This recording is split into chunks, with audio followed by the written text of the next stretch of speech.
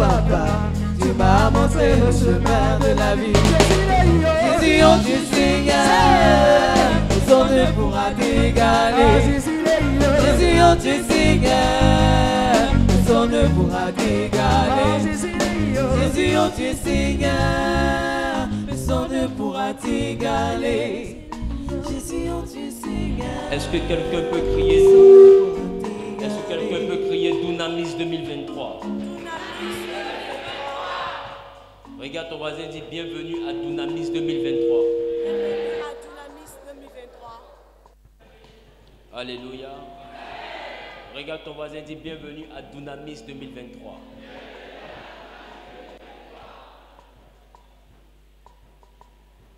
Dans ce programme, tu développeras ta dimension surnaturelle. Bien-aimé, reçois mes salutations au nom de Jésus. Quel est le thème qui nous rassemble ce soir?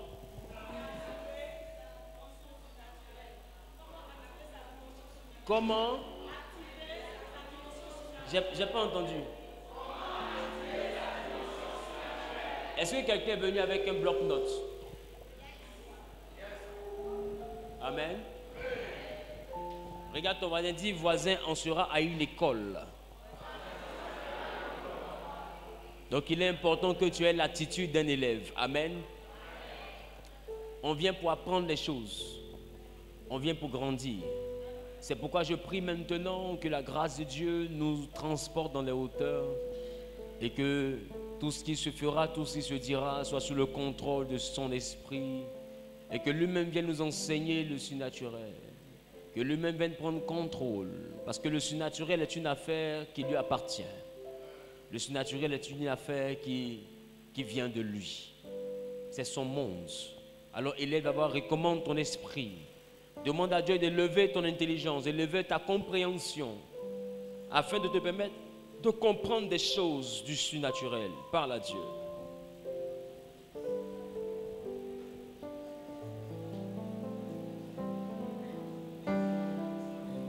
Surnaturel est le naturel pour toi, mon Dieu. Nous le voulons en ce lieu.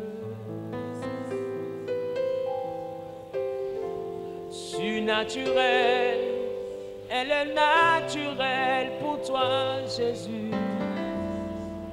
Nous le voulons en ce lieu.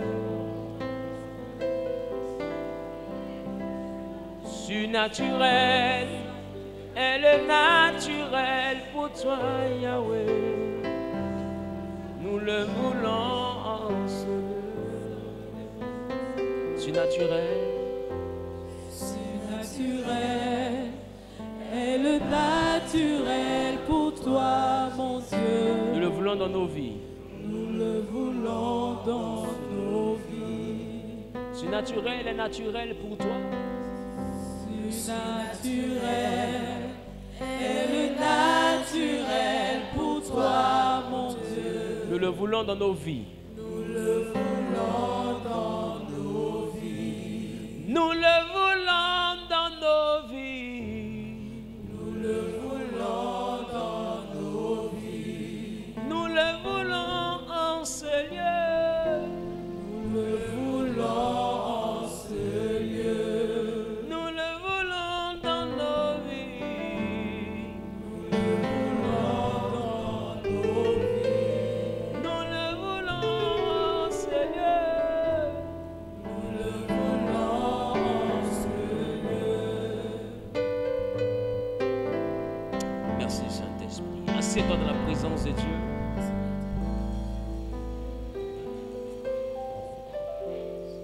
Je tiens à apprécier Dieu pour cette opportunité qu'il nous donne en ce soir. Est-ce que quelqu'un peut lever son bloc-notes? Quelqu'un peut lever son bloc-notes? Que Dieu vous bénisse. Bien-aimés, ce soir, nous allons prendre le temps de comprendre, sinon d'introduire le thème au sujet du surnaturel, sinon comment l'activer. Amen. Amen. Amen. Déjà, pour vous qui prenez les définitions, avant de savoir comment activer, je pense qu'il faut chercher à savoir c'est quoi le surnaturel. Amen. Amen. première définition, le surnaturel est ce qui appartient à un univers supérieur au monde terrestre. Le surnaturel est d'abord quelque chose qui appartient à un univers supérieur au monde terrestre. Donc, lorsqu'on parle du surnaturel, on ne parle pas de la terre, on ne parle pas des choses de la terre. Amen. On peut parler de tout, mais on ne parle pas du commun des mortels. On ne parle pas d'une chose ordinaire. Alléluia. Deuxième élément, amen. Le surnaturel est une chose qui ne relève pas des lois de la nature ou d'un système d'explication rationnelle. Le surnaturel est une chose qui ne relève pas des lois de la nature ou d'un système d'explication rationnelle. Ça veut dire que quand on parle de quelque chose de surnaturel, par exemple, il y a une loi de la nature qu'on appelle le poids. D'accord? Le poids voudrait que si on soulève quelque chose, que cette chose soit attirée vers le bas. C'est ça? Le surnaturel, réellement, peut envoyer à soulever quelque chose et au lieu que ce soit attiré vers le bas, ça se suspend. Donc, il n'y a pas d'explication rationnelle à ça. Si tu vas voir un intellectuel, il va te dire, ah, logiquement, ça doit tomber. Pourquoi ça ne tombe pas là? Je ne sais pas comment expliquer ça. Est-ce que quelqu'un me comprend un peu? Vous allez voir qu'il y a une anecdote où un jeune homme demandait à son papa, papa, c'est quoi la sorcellerie? Et le vieux va lui dire, prends la papaye, va déposer dans la chambre. Il prend la papaye, il va y déposer dans la chambre. Des temps après, le vieux lui dit, retourne chercher la papaye et puis envoie-la moi. Il va, il prend la papaye, il ramène à son père et il constate que c'est léger. Son père lui demande, ouvre. Il dit, j'ai pas besoin d'ouvrir parce que c'est trop léger, je peux même froisser. Il dit, mais est-ce qu'on a enlevé la peau? Il dit, non. Mais est-ce que tu sens que dedans est vide? Il dit, oui. Il dit, c'est ça la sorcellerie. Non, vous n'avez pas compris. Il dit, c'est ça là. C'est ça la sorcellerie. Une papaye que toi-même tu sais que personne n'a mangé. Comment tu fais pour que l'intérieur soit vide sans que l'extérieur ne soit ouvert? Nous avons vu des fois dans notre tradition des canaris courir. Comment est-ce qu'un canari fait des mains d'un potier peut courir? Nous avons vu dans nos civilisations africaines des masques courir. Mais quand on soulève en bas, il n'y a rien. Le surnaturel est une chose qui relève de l'irrationnel. C'est pourquoi je vais vous faire comprendre une chose. Nous nous apprêtons à voyager vers ce qu'aucune intelligence ne peut expliquer. Ce thème ne vient pas pour les intelligents. Il faut prendre ton intelligence, la déposer à côté parce que l'intelligence, c'est la chose rationnelle. Or, le surnaturel, c'est l'irrationnel. Donc, tu ne peux pas avoir une intelligence et comprendre le surnaturel. Ce n'est pas possible. Dans le surnaturel, un médecin qui avait détecté un fibrome sait que pour que le fibrome disparaisse, il faut l'opérer. Mais dans le surnaturel, on peut ne pas ouvrir le ventre et le fibrome peut disparaître. Est-ce que quelqu'un comprend? De manière naturelle, un homme doit connaître une femme pour donner naissance à un enfant. Mais dans le surnaturel, une vierge a pu enfanter. Vous comprendrez avec moi que les choses du surnaturel ne sont pas rationnelles. Ce n'est pas quelque chose qu'un homme ordinaire peut expliquer. Ce ne sont pas des choses qu'un homme ordinaire peut expliquer. Ça veut dire que normalement, on pourrait dire à quelqu'un, logiquement, si on prend un couteau qu'on te trace, ça va pouvoir te déchirer. Mais dans le surnaturel, ça ne te déchire pas. On a vu des gens, ils disent mon dos me gratte. Quel a vu ça? Il dit mon dos me gratte, il faut tirer un peu dans mon dos. Durant la crise là. Qui a vu? Il dit mon dos me gratte, il faut tirer, Et puis il s'assoit, et puis son ami charge Kalash. Et puis il tire dans le dos. Ça ne rentre pas, il dit, ah Dieu merci, tu as gratté mon dos. Un homme normal, un homme naturel serait mort. Mais lui, il te dit tire parce qu'il sait qu'il est au-dessus de ce qui est normal. Il a quelque chose qui fait qu'il est au-dessus de ce qui est normal. C'est ça qu'on appelle le surnaturel. Est-ce que je parle à quelqu'un? Est-ce que je parle à quelqu'un? Regarde ton voisin, dit, est-ce que tu es prêt?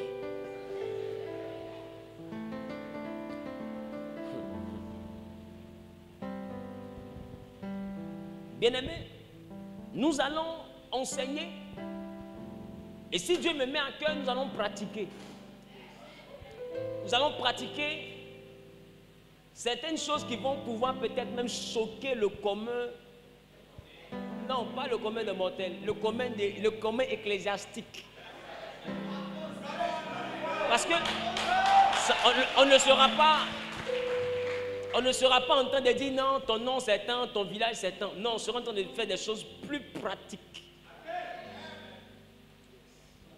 Je prie que Dieu puisse vraiment me convaincre. Vous voyez, c'est des choses vraies, tu appuies là-dessus. Là. C'est tiré. Hein?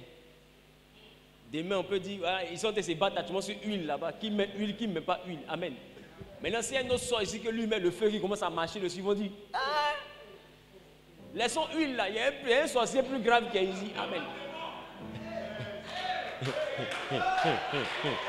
Amen. Des gens peuvent être choqués de voir qu'on peut prendre un couteau et puis tracer sur quelqu'un, puis ça ne va pas l'ouvrir. Sans que tu ne sois rentré dans une forêt sacrée. Ça peut se faire de là à là. Et la Bible a dit, toute arme forgée contre toi sera nulle et sans effet. Le surnaturel peut envoyer quelqu'un à disparaître.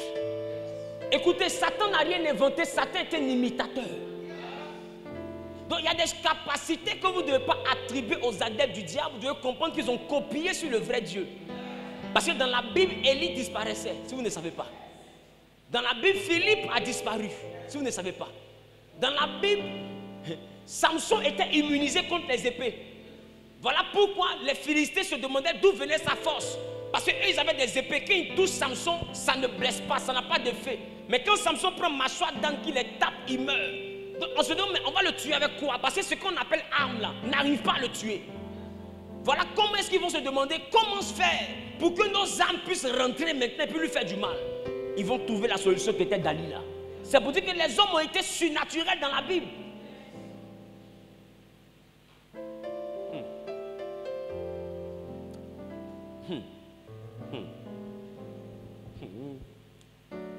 Quelqu'un dit Amen.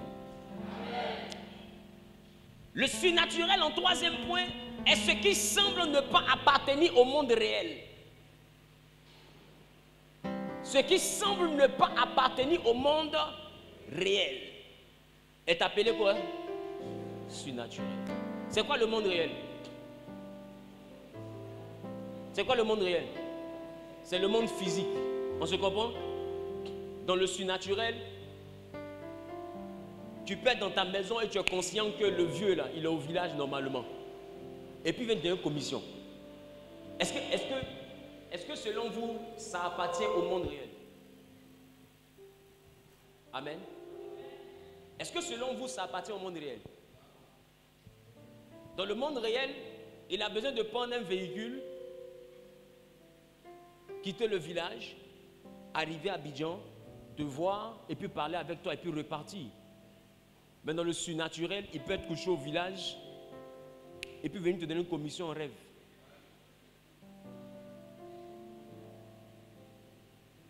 Qui sait que c'est possible? Il peut être couché au village et te donner une commission en rêve. Ça, c'est le monde surnaturel. Dis à ton voisin, ce n'est pas réel. C'est quelque chose qui semble ne pas appartenir au monde réel. Mais on a dit qu'il semble. On a dit qu'il semble appartenir à un monde qui n'est pas réel. Sinon, le surnaturel, c'est la vraie réalité. Le surnaturel est même plus réel même que le naturel. Et le surnaturel dans ta vie, dans ta longévité, dans ta santé, dans ta réussite, joue à 90%. Beaucoup parmi vous, vous êtes intelligents, mais vous n'arrivez pas à réussir. Vous n'arrivez pas à prospérer, vous avez de bonnes idées, mais vous n'évoluez pas. Vous sentez qu'il y a quelque chose que vous n'arrivez pas à définir qui vous bloque. Ce qu'un homme naturel ne peut pas expliquer s'appelle surnaturel. C'est que ce qui te bloque n'est pas naturel. Mais ce n'est pas parce que ce n'est pas naturel que ce n'est pas réel. C'est réel parce que ça te bloque. Est-ce que je parle à quelqu'un? Il n'y a que le surnaturel qui peut régler le problème du surnaturel. Aucun homme naturel ne peut régler les choses du surnaturel. Est-ce que je parle? Et si on veut aller sur comment, quelqu'un dit comment, sur comment activer quoi? Le surnaturel en qui? En toi. Ça veut dire que le surnaturel n'est pas une chose qui appartient seulement qu'aux hommes. Quoi? Quoi ça? Non, le surnaturel n'appartient pas qu'aux mystiques, ça n'appartient pas qu'aux sorciers, ça n'appartient pas qu'aux féticheurs, ça n'appartient pas non plus qu'aux pasteurs. Je veux te faire comprendre dans la Bible l'origine du surnaturel.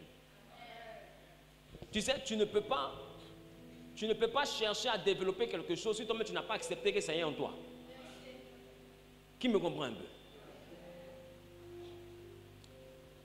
On va essayer de lire quelque chose. Qui veut qu'on puisse lire quelque chose? J'ai pas compris. Mais ton amen là est un peu bizarre. Alléluia. Matthieu chapitre 19, le verset 8 nous dit quoi? Surnaturel. Naturel pour toi, mon Dieu. Oui. Matthieu chapitre 19, à partir du verset 8. Je lis la parole de Dieu. Il leur répondit. C'est à cause de la dureté de votre cœur. C'est à cause de la dureté de votre cœur que Moïse vous a permis de répudier vos femmes. Que Moïse vous a permis de répudier vos femmes. Au commencement, il n'en était pas ainsi. Mais je vous dis que celui qui répudie sa femme, sauf pour infidélité, et qui en épouse une autre, commet l'adultère. Alléluia. Asseyez dans la présence de Dieu. Voici, on pose la question au Seigneur Jésus de savoir est-ce que le divorce est permis, est-ce que la polygamie est permise et tout. Et Jésus dit quoi? Il dit il n'en était pas ainsi au commencement. Vous savez, tout dépend de comment ça a commencé. Yes. Donc si on veut parler du surnaturel, que les gens arrêtent les théories extraordinaires. Allons-y au commencement. Tant que tu n'es pas allé au commencement de la création, tu ne peux pas savoir ce que le surnaturel représente dans le naturel. Amen. Amen. Tu ne peux pas savoir ce que le surnaturel représente dans le naturel. Allons-y déjà même sur la base de l'ordre de positionnement. Surnaturel, quand on regarde, il y a un préfixe. Le préfixe sur qui fait notion de plus haut, au-dessus du naturel. Donc ça veut dire que si on veut classifier, le naturel est là. Ce qu'on appelle surnaturel, c'est la dimension qui est au-dessus du naturel. Si nous allons déjà sur le principe des vases communicants, vous allez comprendre avec moi qu'un vase qui est en dessous ne peut pas communiquer son liquide à un vase qui est au-dessus de manière naturelle, sans pression. Mais naturellement, celui qui est au-dessus peut se déverser dans celui qui est en dessous. Cela veut dire que le naturel est beaucoup plus influencé par le surnaturel que le surnaturel ne l'est par le naturel. Yes. Est-ce que quelqu'un veut comprendre? Yes. Le naturel est naturellement influencé par le surnaturel. Yes. La preuve, pour que le naturel existe, le naturel qui est le monde dans lequel nous sommes existe, il a fallu d'abord qu'un Dieu surnaturel, de sa position de hauteur, décide de créer un monde naturel qui sera plus bas que lui. Non, le surnaturel a toujours été ce qui était à l'origine, au Béréchi, au commencement. Le surnaturel n'est pas le monde tangible, n'est pas un monde qu'on peut toucher comme ça. C'est le monde des esprits. Et celui qui est le chef de tous les esprits, c'est lui que tu appelles Dieu. Et au commencement était Dieu. Or Dieu, c'est l'élément principal qui caractérise ce que j'appelle le surnaturel. Donc au commencement n'était pas le naturel. Au commencement était celui qui vit et qui est le surnaturel. Yes. Donc il a créé deux mondes. Un monde qu'il appelait les cieux et un monde qu'il appelait la terre. Et la Bible dit, aussi vrai que les cieux sont élevés au-dessus de la terre, la terre et tout ce qui est terrestre relève de ce qui est naturel. Donc les cieux relèvent de tout ce qui est surnaturel. Est-ce que quelqu'un comprend un peu ce que j'essaie de lui dire? Donc il a créé deux mondes. Un monde surnaturel et après il a créé un monde naturel. Viens en Genèse, on va lire.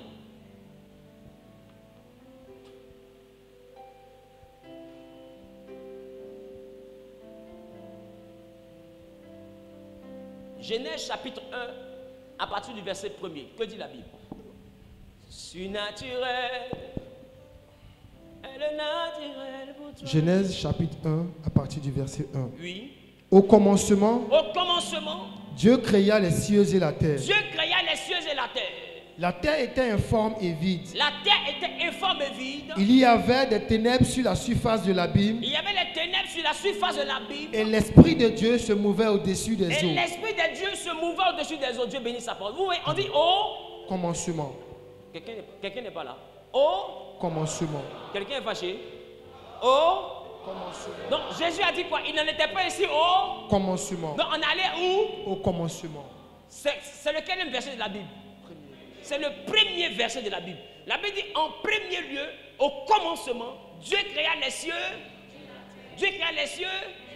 Donc il crée les cieux et il crée la terre. Amen. Donc ça veut dire qu'il y a deux dimensions qui existent. Les cieux et la terre. Et la terre. C'est ça? Regardez, nous sommes à notre introduction. Les gars, on a 3 jours. Ce qui vient à temps, on va pas courir pour aller là-bas. Amen. Il faut chercher à bien comprendre aujourd'hui pour ne pas nous poursuivre demain. Amen. Amen. Dieu crée les cieux et la terre. Et il crée la terre. Mais la chose qui me choque, ce n'est pas le verset premier. C'est le verset suivant. Verset 2 dit quoi? La terre était informe et vide. La terre était informe et vide. Dieu crée les cieux, Dieu crée la terre. Et la Bible ne dit pas que les cieux étaient informes. Parce que les cieux n'ont jamais eu de forme. Le monde surnaturel n'est pas un monde de forme. Les formes appartiennent au naturel. Maintenant, ma question. La Bible dit que la terre était informe et vide. Or, ce qui est vide n'a pas de matière. Autrement dit, n'a pas d'atome parce qu'en physique, l'atome est la plus petite quantité de matière. Donc, si quelque chose est informe et vide, c'est que cette chose n'a pas de contenu et n'a pas de contenant. Donc, qui comprend un peu? Ça veut dire que la terre existait sans avoir de forme et sans avoir de fond. Donc, ça veut dire que la terre était immatérielle. La terre de laquelle la Bible parle ici n'était pas tangible. On ne pouvait pas la toucher. Voilà pourquoi elle avait la forme de l'eau. Parce que l'eau n'a pas de forme. Donc la terre a été surnaturelle avant de devenir naturelle. La terre n'était pas tangible. On ne pouvait pas l'attraper. Vous allez remarquer que plus tard, Dieu va demander maintenant que ce que toi tu appelles terre là puisse apparaître. Il va dire que le sec paraisse. Et il appela le sec terre et l'amas des eaux mer. Ça veut dire que la tête que tu peux attraper est née de la terre qu'on ne pouvait pas attraper. Yes. Je ne sais pas si je parle à quelqu'un. La terre que toi tu peux attraper. Poursuis. Allons-y. Allons-y à la partie. Je sais que les gens sont en train de me regarder d'une manière compréhensible. Dieu dit que les eaux qui sont au-dessous du ciel se rassemblent en un seul lieu et que le sec paraisse. Il dit et que le sec paraisse. Et plus tard, Dieu appelle le sec quoi? Terre. Dieu appelle le sec terre. Non, c'est pour vous dire qu'en réalité, la terre que toi tu arrives à attraper n'existait pas. La terre que tu arrives à attraper est venue à partir d'un ordre de Dieu. Autrement dit, Si la terre qu'on peut toucher n'existait pas, c'est quoi la terre qui était en Genèse 1 alors? Au verset 1, c'était quelle terre? C'était une terre informe et vide. Informe veut dire quoi? Sans forme. C'est pour dire que même la terre que nous voyons là a deux identités. Il y a la terre informe et il y a la terre formée. La terre formée est une terre sur laquelle nous vivons en tant qu'êtres humains. Mais la terre informe, c'est là que les choses spirituelles se passent. C'est là que les choses mystiques se passent. C'est là-bas que la sorcellerie se passe. Tout le monde dort dans le village, mais eux, ils rentrent dans la dimension du surnaturel et ils vont dans un monde qui n'a pas de forme. Donc, tu ne peux pas dire physiquement, voici le monde là, parce que tu ne connais pas sa porte. Il faut rentrer dans la terre informe pour trouver le monde dans lequel ils ont mangé ton oncle. Yes. Il y a une terre. Yes. Derrière la terre que tu vois, il y a une terre que tu ne vois pas. La terre informe a existé avant la terre formée. Ceux qu'on appelle les hommes spirituels, c'est ceux qui arrivent à vivre aussi dans la terre informe. Yes. Ceux qu'on appelle les hommes charnels, c'est ceux qui vivent dans la terre formée. Yes. Dis avec moi, c'est une affaire du commencement. C'est naturel. Elle est naturelle pour toi.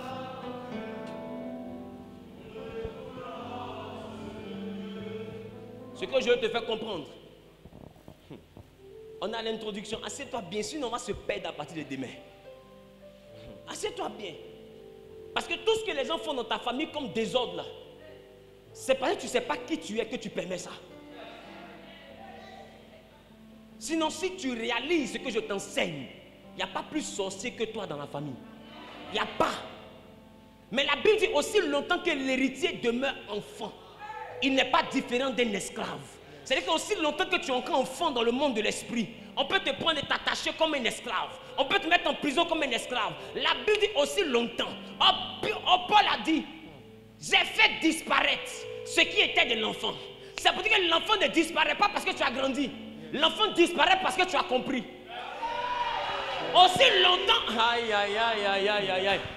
Il y a des gens qui ont eu 60 ans, mais qui ont grandi, mais qui n'ont rien compris. Donc on les a enchaînés, on les a rendus malades, parce qu'ils n'ont pas encore compris. Mais il y a des enfants de 2 ans, 3 ans, 5 ans, qui sont chefs dans le monde spirituel, parce qu'ils sont bébés, mais eux, ils ont vite compris. Yes. Je suis en train de... Aïe, aïe, aïe, aïe, aïe. Je prophétise sur la vie de quelqu'un qui fait un pas en avant.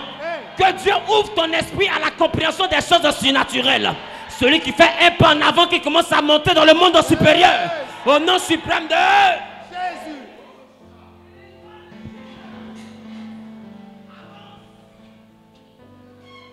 Si le Dieu des esprits, des prophètes me touche, j'entendrai, je verrai comme ça.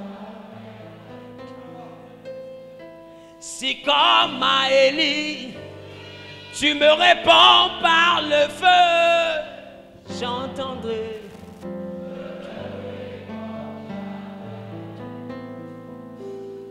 Si comme à Samuel, tu m'appelles par mon nom et j'entendrai, je verrai toucher. Shababa et les bros sont là-bas.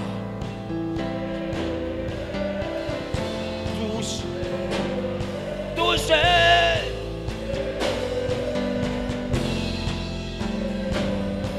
Quelqu'un dit Amen bien.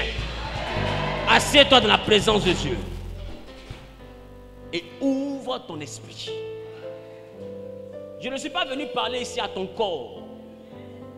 Vous savez, il y a beaucoup d'erreurs qui vous ont été prêchées que je vais corriger. Est-ce que vous savez que l'homme n'est jamais sorti de la terre?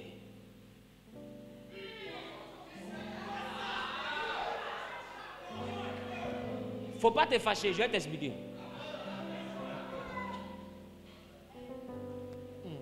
L'homme n'est pas sorti de la terre. L'homme est sorti de la poussière de la terre.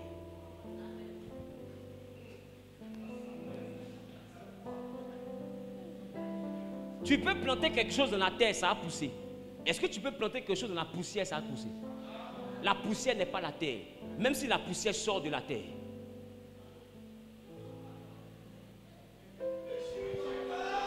La poussière n'est pas la terre. La terre peut produire, la poussière ne peut jamais produire. C'est pourquoi l'étymologie du mot poussière ici parle de débris.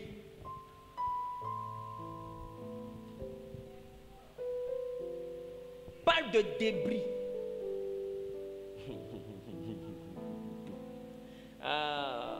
Qui veut comprendre l'affaire? Vous savez, on arrive. Quelqu'un dit on arrive. Donc nous sommes d'abord d'accord qu'il y a eu quoi? Un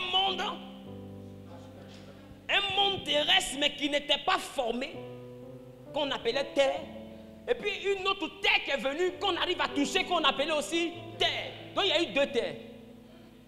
Il y a eu terre de Genèse chapitre 1 verset 1. Au commencement Dieu créa la terre. Mais le verset 2 dit, cette terre-là n'avait pas de forme. Et plus tard Dieu sépare les eaux avec la terre, avec le sec. Et Dieu nomme maintenant le sec là terre. Donc tu vois qu'il y a terre qui n'a pas forme. Et puis il y a terre qui a une forme. Les choses mystiques se passent dans terre qui n'a pas forme. Et aussi longtemps que toi tu vis dans terre qui a forme, tu n'es pas un homme spirituel. Donc un homme spirituel n'est pas celui qui prie. Un homme spirituel, c'est celui qui a accès à la terre qui n'a pas de forme.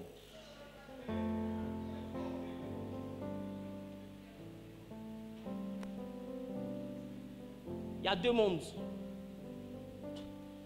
Maintenant, il faut maintenant que tu t'asseyes très bien parce qu'on va plonger. La Bible dit en Genèse chapitre 1er, le verset 27. Que dit la Bible? Genèse chapitre 1er, verset 27. Oui. Dieu créa l'homme à son image. Il dit Dieu créa l'homme à son image. Image ici parle de Selem. Selem, ce qui signifie un simulacre. Ce qui signifie une copie. Donc Dieu créa l'homme à son image. Vous devez comprendre que l'homme a été... Il n'a pas dit d'abord je vais créer l'homme. Il dit faisons l'homme. C'est ça? C'est ça? Donc ce que Dieu voulait faire, ce n'était pas créer. Ce que Dieu voulait faire, ce n'était pas former. Dieu ne voulait pas un homme créé, il ne voulait pas un homme formé, mais il voulait un homme fait. Mais pour aller à la dimension d'homme fait, Dieu commence d'abord par créer, mais il dit à son image. Ça veut dire que de manière, dans une copie. Donc puisque l'homme doit vivre dans une terre qui est physique, et qui vient d'un Dieu qui n'est pas physique, avant de lui donner un corps physique, Dieu le crée d'abord informe. Donc quand on parle de créer, on n'est pas créé avec un corps. On est créé en dimension esprit. Parce que notre Dieu est esprit. Non, on est créé comme étant des simulacres, des copies conformes de ce Dieu qui n'a pas de corps. De ce Dieu qui est un esprit. Et vous allez remarquer que c'est le même procédé de création que la terre. La terre créée au début, elle est informe, après elle a une forme. L'homme est créé d'abord, il y a ça. L'homme est créé, quelqu'un dit il est créé. Il est créé. Non, non, j'ai pas compris. J'ai pas compris. Il est créé. Donc, vous allez voir que l'homme est créé d'abord. L'hébreu parle de bara. Et ensuite, l'homme est formé et l'hébreu parle de yatsar. Formé, c'est l'action du potier sur l'argile. C'est-à-dire que Dieu a pris la poussière, il a mouillé la poussière et c'est devenu comme de l'argile et Dieu va former un corps. Donc, qu'est-ce que Dieu va faire? Pour que l'homme soit fait, il va créer l'homme à son image, esprit, et il va former l'homme à l'image de la terre physique. Donc, il crée l'homme à son image pour que l'homme soit conforme à la terre informe. Et il forme l'homme physique pour que l'homme soit conforme aussi à la terre qui a une forme. Qui comprend ce que j'ai dit? Donc du coup, l'homme est bidimensionnel. Il a accès à deux mondes qui portent le même nom, mais qui n'ont pas les mêmes réalités. Il y a un monde dit naturel, qui est là où on a des formes. On dit elle est grosse, il est mince. Et puis il y a un monde qu'on appelle surnaturel, que d'autres appellent le monde spirituel. qui n'a pas de forme. Dans ce monde, vous allez remarquer que quand vous rêvez, tantôt tu es au village, dès que tu ouvres la porte, tu sors à Port-Boué. Qui a déjà vu ça dans son rêve? En même temps que tu tournes dans un couloir, ça t'envoie dans une autre ville. Tu dis, mais attends, vous allez remarquer que dans le monde spirituel, c'est comme si les quartiers n'ont pas de distance. Juste un couloir te met dans un autre endroit. Ou bien une porte que tu ouvres te met dans un autre quartier. Ou bien tu es grand. Mais dès que tu sors de ce quartier-là, tu rentres dans une autre séquence où tu as un enfant. Tu vois que dans ce monde-là,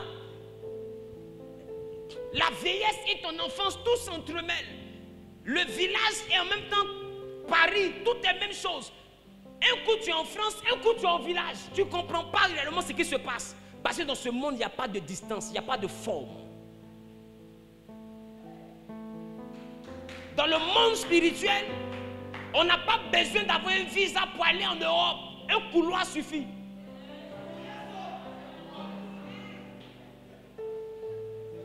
Et ce qui t'arrive dans tes rêves est une réalité parce que ce sont des portes spatio-temporelles. Et c'est sur ces choses-là que les Blancs regardaient pour faire des films. Parce que dans le monde spirituel, tu peux être ici et puis sortir et puis rentrer, tu arrives directement aux États-Unis sans bouger. Le corps est là, mais ton esprit est aux États-Unis. Parce que le corps a besoin d'une distance pour se déplacer, mais l'esprit a besoin juste d'un mouvement pour se déplacer. Et c'est pourquoi Ézéchiel pouvait dire, et l'Éternel me transporta en esprit, c'est que son corps est resté. Sinon, dis-moi, comment tu expliques? Ma Rose est couchée ici. Et puis on dit qu'elle était dans la réunion de sorcellerie. Bon, explique-moi. Comment elle fait pour être couchée ici? Et puis on dit qu'ils ont tué l'homme à Demboko, là, son nom sort là-bas.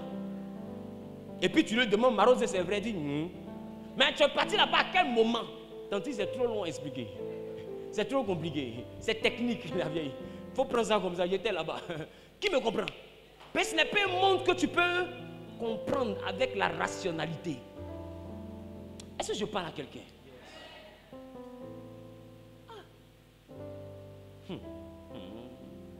Est-ce que même vous êtes prêts même à comprendre ce que je m'apprête à vous enseigner pendant les 3 jours? On a 40 jours de dunamis. Je vous ai dit que 40 jours n'est pas un jeûne qu'on fait pour avoir des choses ordinaires. Donc toi qui es venu pour chercher mariage, il faut quitter ici. Tu t'es trompé.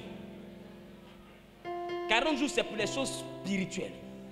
Le chiffre 40 est un chiffre hautement spirituel. J'ai envie d'aller plus loin pour dire que c'est un chiffre hautement mystique. Ça te donne accès à des choses mystérieuses. C'est pourquoi vous allez comprendre quand Jésus est allé dans 40 jours de jeûne, il a eu accès au Saint-Esprit. Quand Moïse est monté sur la montagne pendant 40 jours, il avait accès au Dieu des esprits.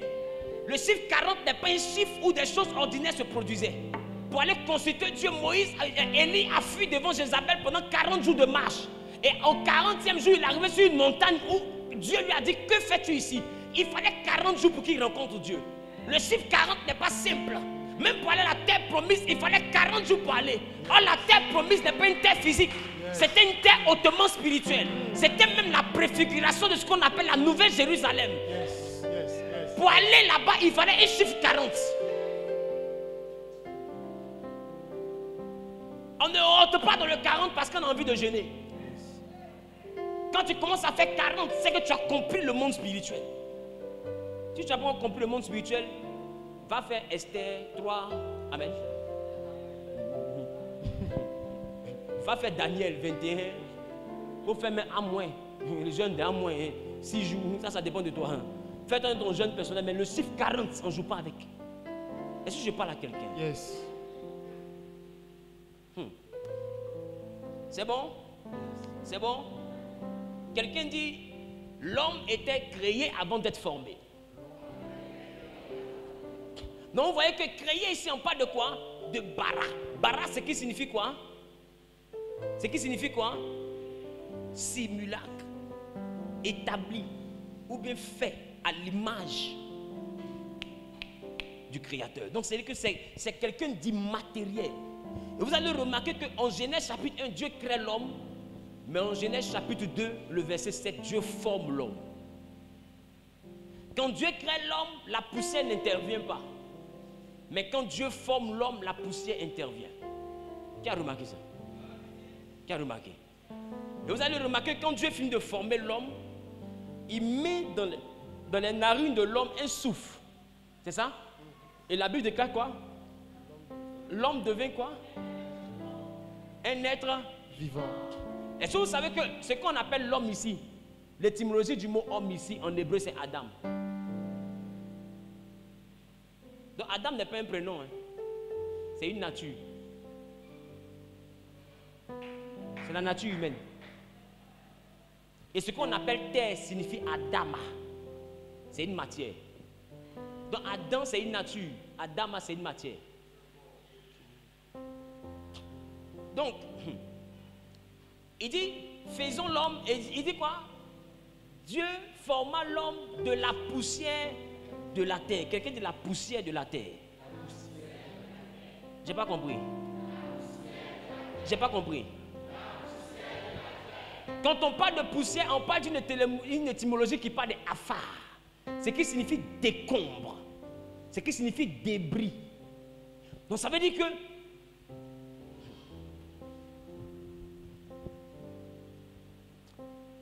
qui connaît les décombres? Qui connaît les débris? Est-ce que les débris sont propres? Est-ce que les décombres sont propres? C'est un peu comme une poubelle. Donc, regardez ce que la Bible dit. La Bible dit, Dieu ne forme pas l'homme à partir de la terre. Il forme l'homme à partir de la poussière de la terre. Et poussière parle de Afar. Et terre veut dire Adama. Donc, il a pris la dimension Afar de Adama pour faire l'homme. C'est les décombres de la terre. C'est pourquoi prends la terre, laisse-la comme ça, elle n'a pas d'odeur.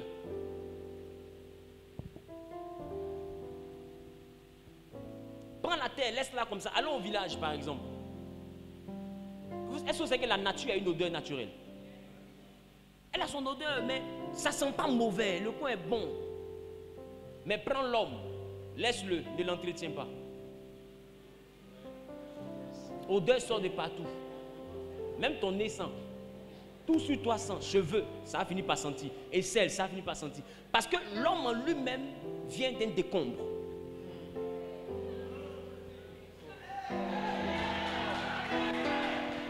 C'est pourquoi vous avez remarqué que le village est toujours propre.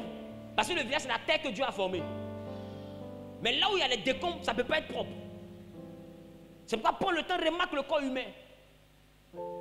Tu as toujours besoin de te laver. Tout à l'heure, tu es assis, prends et suis-toi, tu es sale. Parce que l'homme vient d'un décombre qui s'appelle poussière, mais qui sort de la terre. Est-ce que je parle à quelqu'un? Est-ce que je parle à quelqu'un? Est-ce que je parle à quelqu'un? Maintenant, la chose qui va te choquer, quelqu'un dit choc. La Bible dit, l'homme devient quoi? Un être vivant. Or, être ici, laissons vivant d'abord. Être ici, l'étymologie parle de nefesh. Nefesh signifie un mort. Fao. L'homme devient un être nefesh, ce qui signifie mort ou ce qui signifie cadavre. Ah, j'ai ça peut signifier aussi souffle, ça peut signifier aussi âme. Voilà pourquoi la Bible déclare que le premier Adam était une âme vivante, mais le deuxième Adam était un esprit vivifiant. Donc nefesh parle de souffle, parle de âme, mais parle aussi de mort ou de cadavre. Mais j'ai envie de prendre la dimension cadavre. Parce que la dimension âme, on t'a toujours prêché ça. C'est la dimension cadavre qu'on t'a jamais prêché.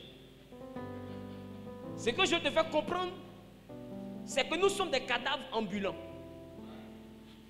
La Bible dit, l'homme devait un cadavre, un nefesh vivant. Ça veut dire que l'homme que tu vois là, en réalité, ce n'est pas ce corps-là qui vit. Le corps-là, on l'appelle nefesh, ça signifie cadavre. À tout moment, il s'appelle nefesh. C'est pourquoi dès l'instant que l'homme créé sort de l'homme formé, On ne te donne plus un nom, on dit le corps numéro. Le nefesh. En réalité, ce n'est pas ton corps qu'on nomme, c'est ton esprit dans le corps qui a le nom. Edwige, ce n'est pas la main que tu vois. Edwige, ce n'est pas la tête que tu vois, ce ne sont pas les jambes que tu vois. Edwige est à l'intérieur de ce corps. Le jour où Edwige sort, on l'appelle cadavre. Et regardez, on l'appelle le cadavre d'Edwige.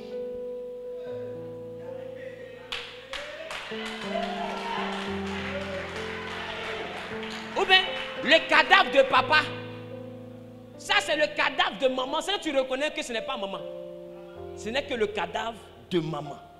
En tant que cadavre, deux fait notion d'un côté possessif.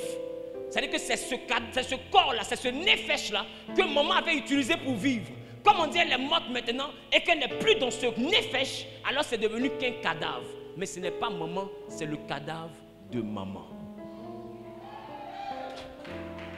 Donc vous devez comprendre qu'à chaque fois que nous vivons en tant qu'esprit avec notre cadavre.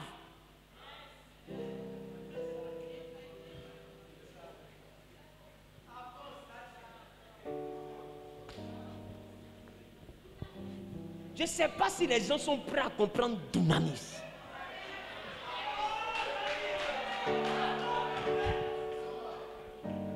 Et j'ai envie de vous dire, c'est parce que l'homme lui-même vient des décombres et s'appelle Nefesh, être, Nefesh, cadavre mort, que vous allez comprendre que l'homme ne pourrit pas de l'extérieur, mais l'homme pourrit de l'intérieur.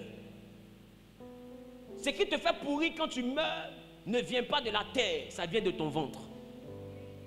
La putréfaction est une action de décomposition de l'intérieur vers l'extérieur. C'est-à-dire que tout être vivant porte en lui une mort. Parce qu'il est à la base nefesh. Ce qui signifie cadavre ou mort. Deuxième point que je te prends pour te démontrer cela. Quand les hommes ont commencé à avoir de la science et qu'ils ont parlé de la respiration, ils ont compris que la respiration c'était deux mouvements. Inspirer, expirer. Même bizarrement, quand quelqu'un meurt, on dit il a expiré. Ça veut dire qu'à chaque fois qu'on respire, on meurt.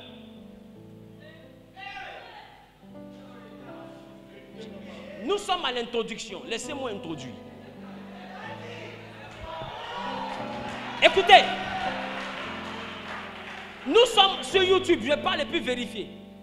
Quand un homme meurt, on dit quoi? Il est expiré. Or, expirer, c'est un mouvement de respiration. J'inspire quand je prends l'air de l'extérieur vers l'intérieur. Et j'expire quand je prends l'air de l'intérieur vers l'extérieur. Donc quand on dit que quelqu'un a expiré, c'est que son air est sorti, mais il n'a plus inspiré, on dit il est mort. Maintenant, c'est quoi la respiration? La respiration en science, c'est la capacité à inhaler, à prendre à l'intérieur de l'oxygène. Cet oxygène-là nettoie le corps du carbone et ressort sous forme de CO2, dioxyde de carbone. Et l'oxygène donne la vie, mais le dioxyde de carbone peut tuer. C'est pourquoi l'air que tu expires, si tu le respires encore, tu peux t'asphyxier, tu vas mourir.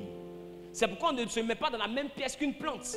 Parce que la journée, la plante prend de l'oxygène, mais la nuit, la plante se relâche sur le dioxyde de carbone qui est toxique. Donc ça veut dire que nous reconnaissons que le dioxyde de carbone qui sort du corps peut tuer. Parce que le dioxyde de carbone qui sort du corps est la mort. Donc tu vas comprendre qu'en réalité, l'oxygène vient communiquer la vie à Nefesh.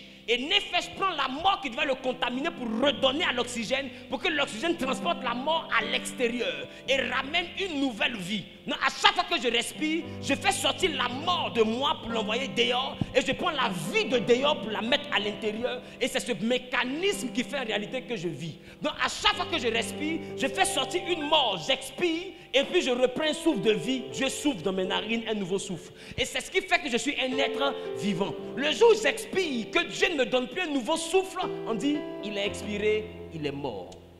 Yes. Donc respirer, c'est s'entraîner à mourir. Yes.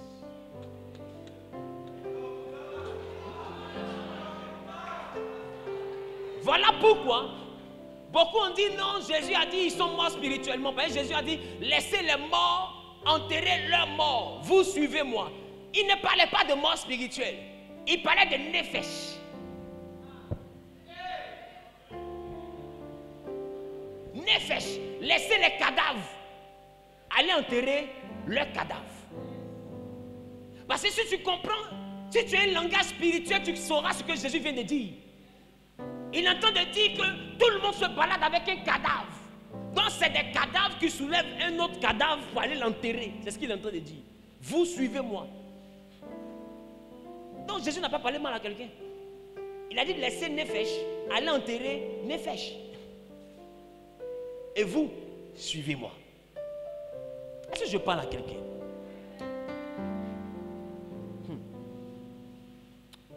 Donc, vous voyez que ce qui relève du naturel a un problème. C'est que ça transporte naturellement la mort. Qui comprend ce que j'ai dit?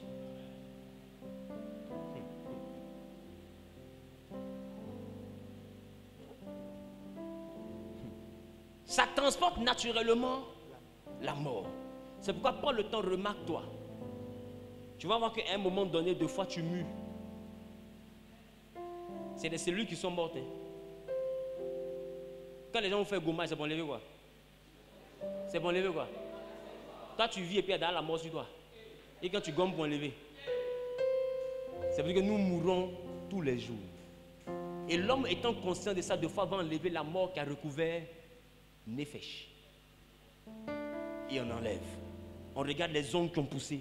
On enlève pour se débarrasser de ça, pour s'embellir. Mais quand tu ne t'embellis plus, tout se dégrade. Parce que l'homme est comme ça. Et dès l'instant que le souffle sort, qui ne rentre plus, le corps commence à pourrir. Il ne pourrit pas de l'extérieur vers l'intérieur, mais il pourrit de l'intérieur vers l'extérieur. Pourquoi? Parce qu'il n'y a plus d'oxygène pour aller récupérer la mort qui était à l'intérieur pour la faire sortir. Donc cette mort de l'intérieur commence à détruire le corps à l'intérieur et commence à monter jusqu'à l'extérieur. Parce que nous sommes toujours Nefesh. Et c'est pourquoi des sages gens disent l'homme n'est rien. Qui comprend un peu? L'homme n'est rien. Donc je ne veux donc pas m'intéresser à Nefesh.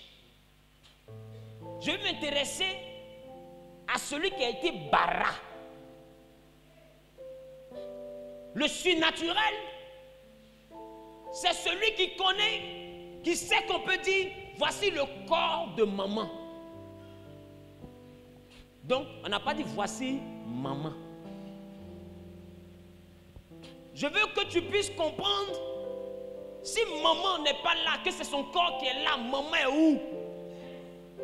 Cette réalité est plus réelle devant nous quand la mort se présente. Mais je te dis que celui qui est spirituel connaît cette réalité même de son vivant. De son vivant, si le pasteur Jérémie est en train de dormir, je ne dirai jamais Jérémie dort. C'est le corps de Jérémie qui dort.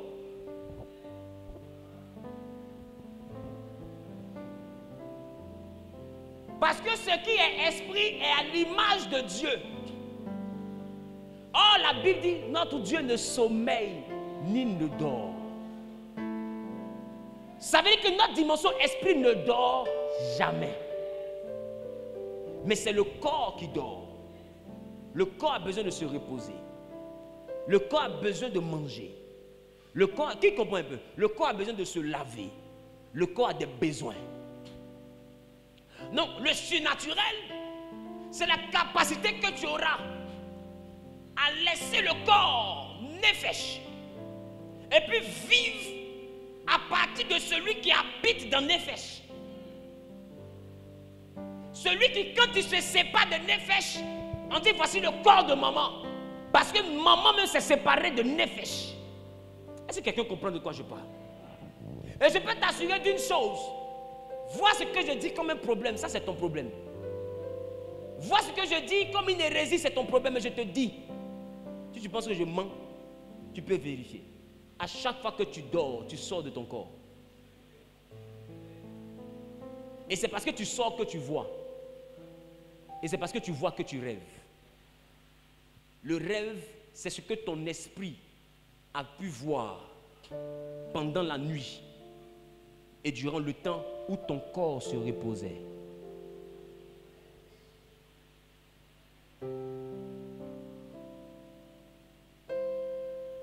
C'est pourquoi vous allez voir qu'il y a des rêves où on te tape là-bas, quand tu te réveilles, la trace est sur toi.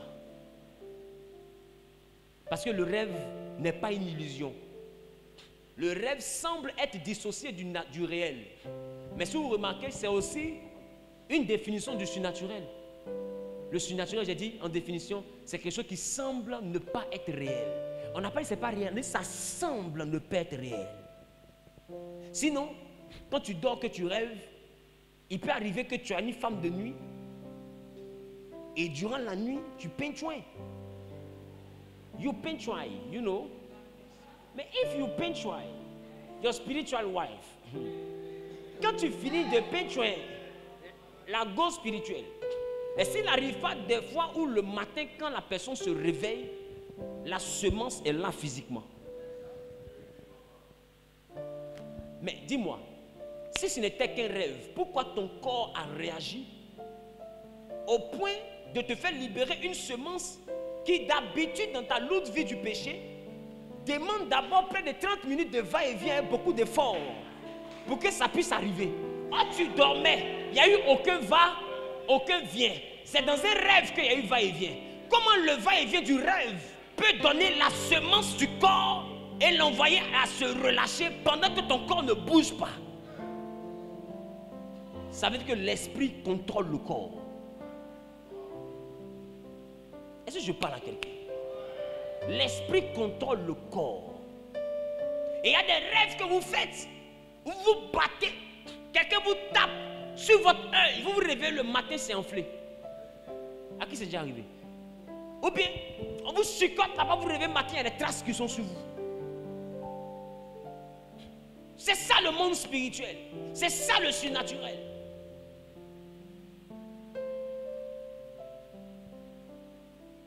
Et le chrétien qui ne comprend pas le surnaturel n'a pas compris celui de qui il est l'image. Parce que nous ne sommes pas des corps. Le corps, la Bible l'appelle nefesh. Ce qui signifie quoi? Cadavre. Donc ça ne compte pas. Ton corps compte pour 0. Est-ce que je parle à quelqu'un? Ton corps là compte pour 0. Regarde, on va dire ça là, c'est 0. Ça compte pour 0. Ce qui compte, c'est celui qui est à l'intérieur du corps. Est-ce que je parle à quelqu'un? Et lui qui est à l'intérieur du corps, c'est lui qui a accès à ta dimension surnaturelle. Ton corps t'envoie dans tout ce qui est naturel. Mais celui qui est à l'intérieur de ton corps, c'est lui qui t'envoie dans le monde surnaturel. C'est avec lui que tu rêves pendant que ton corps dort. Qui me comprend un peu? Et c'est avec lui, des fois, que tu entends des choses. Et puis tu ne fais pas attention à ça. Et puis il peut te dire, eh, ça là, quelque chose m'avait dit. Et ça, il avait vu ça. Il ne sait pas où, mais il sait qu'il a déjà vu. Ton corps n'a pas vu. Mais celui qui est dans le corps a vu. Parce que j'ai envie de vous dire une chose. Dans le spirituel, 1, il n'y a pas de distance. 2, le futur et le présent sont entremêlés.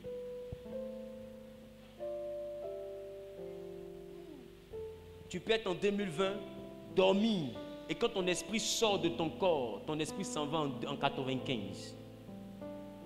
Et tu vois une scène de 95. Comme si tu étais en 95. Et quand tu te réveilles, tu dis aux gens, c'est bizarre, hein? Quel monsieur j'ai dormi tout à l'heure? Monsieur retrouve en 1995, au moment où il y avait telle chose.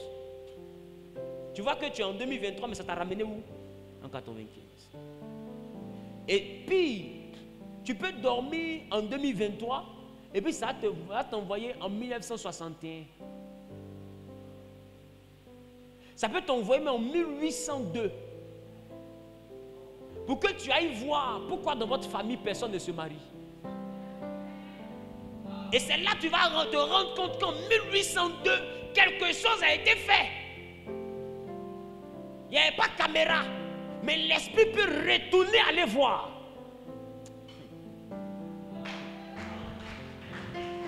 Nefesh est emprisonné dans le temps. Mais celui qui a été bara, qui est à l'intérieur de Nefesh, n'est pas défini par le temps. C'est ton corps qui a 34 ans. C'est ton corps qui a 55 ans. C'est ton corps qui a 40 ans. C'est ton corps qui a 12 ans. Mais celui qui est à l'intérieur n'a pas cet âge. C'est pourquoi il y a des enfants qui sont vieux spirituellement. Et il y a des vieux qui sont enfants spirituellement. Est-ce que je parle à quelqu'un? Vous voyez que dans le monde surnaturel, les choses sont un peu mélangées. Ici, un enfant, lui doit obéissance. Mais là-bas, il doit obéissance à cet enfant. Comment est-ce qu'il fait pour être plus vieux ici et puis fait pour être plus petit là-bas? C'est mélangé. Qui remarque un peu ce que je dis? Les gars, le vrai monde, c'est pas ici. Le vrai monde, c'est là-bas. Et c'est pourquoi nous sommes rassemblés ici pendant ces 3 jours. Et c'est pourquoi nous jeûnons aussi pendant ces 40 jours. Pour pouvoir activer notre dimension surnaturelle. Tu as longtemps flirté avec le surnaturel. Où tu es là, tu ne peux pas me dire que tu n'as jamais eu de manifestations étranges qui ont fini par être avérées dans ta vie. Tu as souvent eu des choses bizarres. À la fin, tu as vu que c'était vrai, c'était ça. Tu as flirté, tu as frôlé le surnaturel. Des fois, tu es rentré dans le surnaturel de manière accidentelle. Ce que je suis en train de te dire, quand c'est activé, tu ne vas plus de manière accidentelle comprendre les choses surnaturelles. Les choses surnaturelles vont devenir naturelles pour toi. Est-ce que je parle à quelqu'un? Je termine en disant ceci, parce que nous sommes qu'à l'introduction.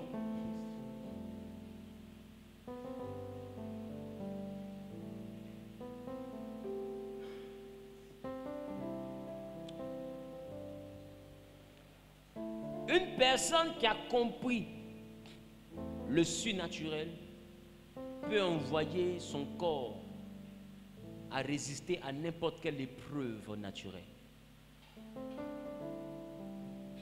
Le corps que vous voyez là n'est pas aussi fragile que vous imaginez. Même les hommes fabriquent robots et puis le robot est blindé. Vous n'allez pas me dire que c'est ce que Dieu a fabriqué là qui est faible. Regardez ce que Dieu dit. Il dit Salomon, dans toute sa gloire, tout son argent, n'était pas mieux vêtu que l'herbe des champs. Èbe était plus sapé que Salomon.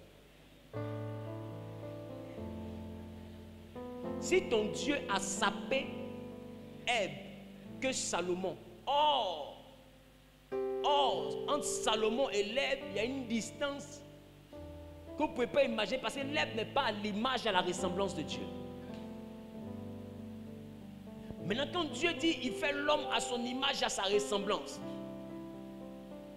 est-ce qu'on peut prendre un président et puis le mettre dans un véhicule banalisé pour nous représenter? Il aura au moins une Maybach. Et pour des raisons sécuritaires, sa Maybach même sera blindée. Pourquoi? Parce que c'est le président qui est à l'intérieur. Il est à l'image de la nation. Vrai ou faux? Mais est-ce que vous pensez que Dieu va prendre son image pour mettre dans n'importe quelle voiture? Le corps n'est pas n'importe quelle voiture. Le corps que tu vois n'est pas n'importe quelle voiture. Et le corps a beaucoup plus d'espace que ce que toi tu peux imaginer. C'est la raison pour laquelle dans un seul corps, il y a eu près de 5 000 à 6 000 démons qu'on appelait légions. Comment 5 000 individus peuvent habiter dans le même corps? C'est qu'il y a place. Déjà devant il y a place. C'est-à-dire que le corps que tu vois là, c'est un labyrinthe. C'est une architecture que personne ne peut reproduire.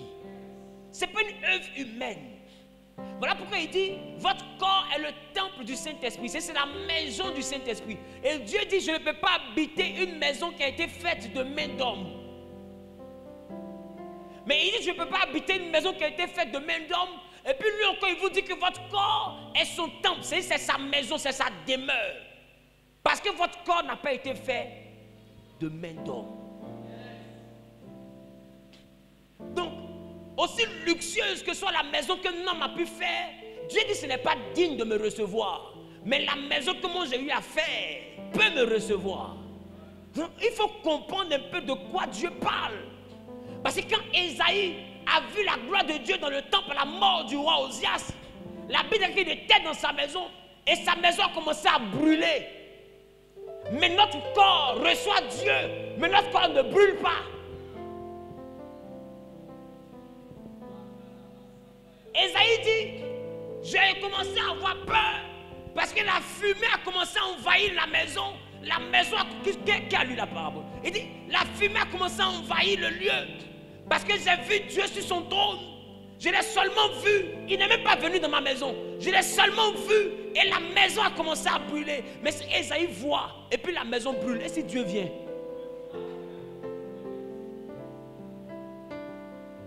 Salomon a fait un grand temple. Dieu dit, je ne peux pas venir habiter si il a gâté ton temple. Mais je vais mettre mon nom dessus. Il dit, c'est seulement mon nom qui sera là. Parce que moi, même si je viens, ce que tu as conçu de joli là, ça s'est cassé. Oh, c'était glorieux. Il y avait l'or dedans. Il y avait tout dedans. C'est pourquoi la Bible dit, vous devez offrir vos corps comme un sacrifice vivant. Ce qui sera de votre part un culte raisonnable. J'ai envie de te dire, Dieu n'a pas envie de vivre dans une maison. Il a envie de vivre dans un corps, dans un nefesh. Non, quelqu'un ne m'a pas compris. Je sais que tu n'as pas compris. Dieu ne vit pas dans une maison, il vit dans un nefesh. Nefesh signifie. Et c'est pourquoi Jésus, pour démontrer qu'il était Dieu, il fallait qu'il vive dans le pays des nefesh. Il est allé là où on enterre tous les cadavres. Et c'est là-bas que lui-même sa vie a commencé. On dit le Rabouni, le Dieu tout-puissant. Parce que le Dieu tout-puissant, là où il y a le cadavre, c'est là où lui sa vie commence. C'est pourquoi quand Dieu rentre dans ta vie, tout se détruit. Parce que Dieu est Dieu au milieu du chaos.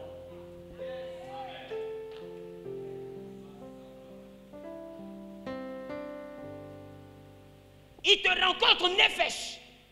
Il t'habite Nefesh. Et toi qui étais la chose faible de ta maison, il habite le corps faible et il le transforme en un corps fort. De sorte à ce que dans ta maison, tout le monde se dise, on ne pourrait pas imaginer que celui-ci puisse devenir comme ça. Et Dieu pourrait leur répondre, ce que vous avez sous-estimé, celui que vous avez appelé mort, pourquoi cherchez-vous parmi les morts celui qui est vivant? Parce que même s'il s'appelle Nefesh, mais le Dieu vivant est en lui. La Bible, le deuxième Adam est un esprit vivifiant. On n'a pas dit un esprit vivant. Un esprit vivifiant est un esprit qui communique la vie. Un esprit vivant est un esprit qui vit tout court. La Bible parle français, les gars.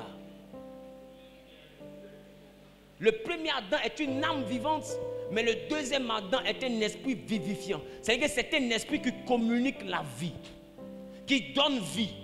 Voilà pourquoi il dit ton corps est son temple. Parce que ton corps est nefesh, cadavre, mort. Donc quand il arrive en nefesh, puisqu'il a un esprit vivifiant, qu'est-ce qu'il met en nefesh? La vie. C'est pourquoi Jésus dit, celui qui est mort et qui croit en moi vivra.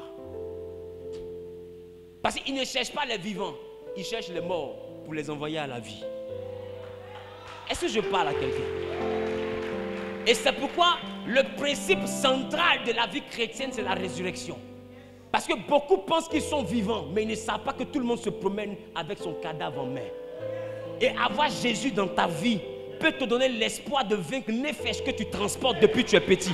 Il y a longtemps que tu marches avec la mort, mais il y a quelqu'un qui a vaincu la mort il y a 2000 ans de cela. C'est lui qui peut te permettre de vaincre Nefesh. Quelqu'un dit amen, bien, je commence à parler. Je prophète, aïe, aïe, aïe, aïe, aïe, aïe, aïe, aïe. Et c'est pourquoi Paul pouvait dire, je sais ce que je veux faire, mais je fais ce que je n'ai pas envie de faire. Malheureux que je suis, misérable que je suis, qui me délivrera du corps de cette mort? C'est pour dire que Paul savait qu'il se déplaçait avec une mort. Il dit misérable, qui va me délivrer de cette mort? Parce que je marche avec le Nefesh. Tout le monde ici se balade avec quelque chose. C'est pourquoi je dis à quelqu'un, quand on dit donne ta vie à Jésus, on sait de quoi on parle parce que toi tu n'as jamais compris que tu transportais un cadavre. Tu n'avais pas imaginé. Tu as cru que tu allais mourir un jour. Je suis venu te dire,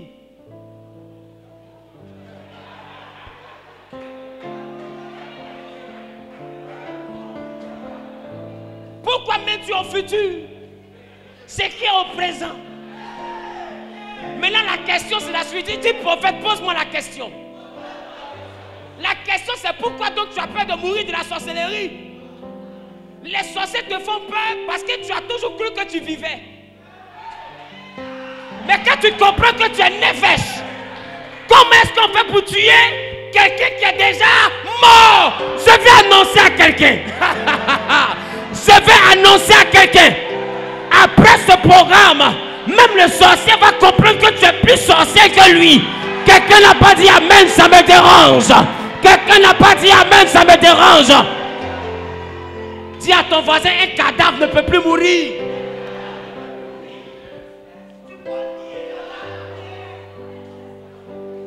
Tu as peur des ténèbres parce que tu te crois vivant. Et c'est parce que Jésus veut te montrer que tu n'as jamais été vivant, que pour venir en Jésus, tu fais passer par le baptême, qui est le symbole de la mort, pour que tu acceptes ta mort. Il faut que tu acceptes la mort. Celui qui a accepté sa mort n'a plus peur de la mort.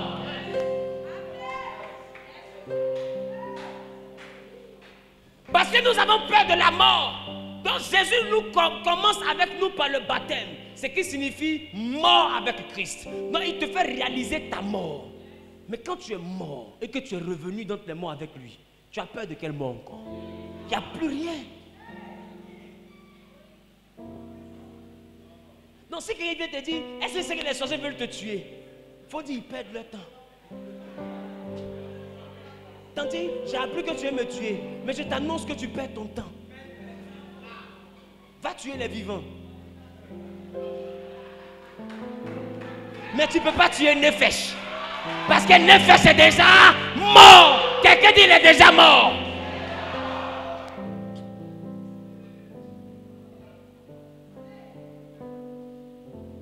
Le problème, c'est que vous pensez que l'église est remplie de vivants.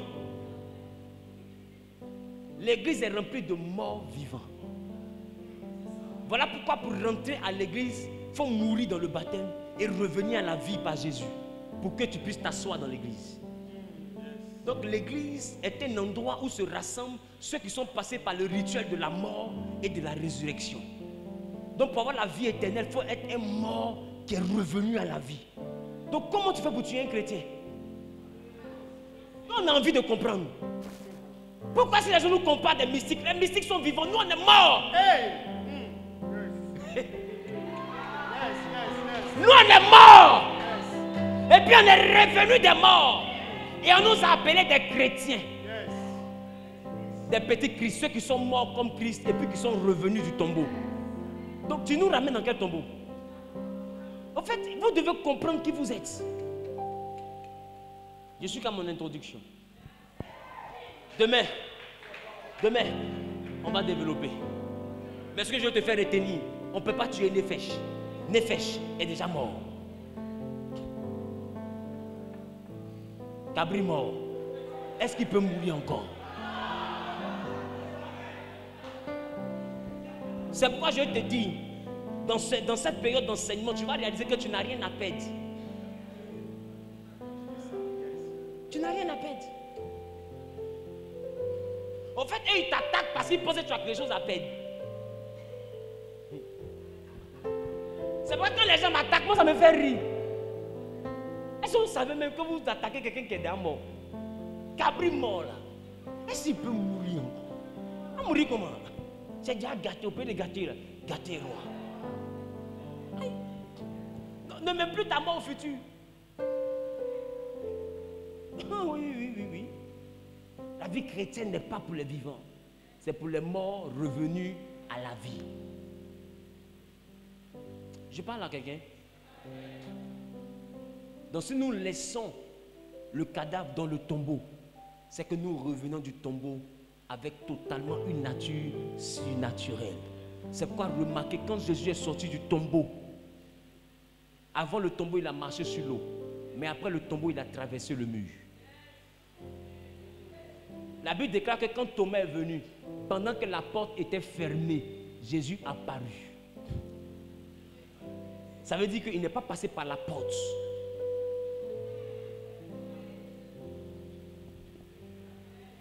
C'est ce qu'on va enseigner demain.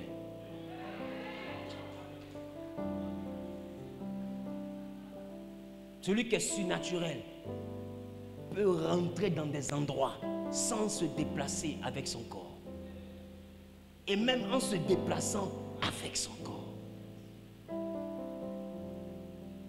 Surnaturel. Elle est naturelle.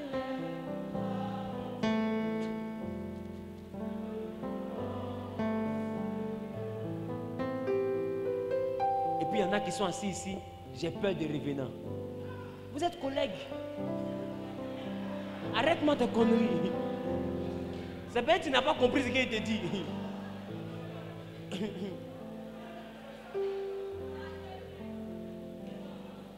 Et c'est la raison pour laquelle quand Jésus a vu Élie et Moïse, il n'a pas lié esprit de mort. Parce qu'ils arrivaient à se comprendre.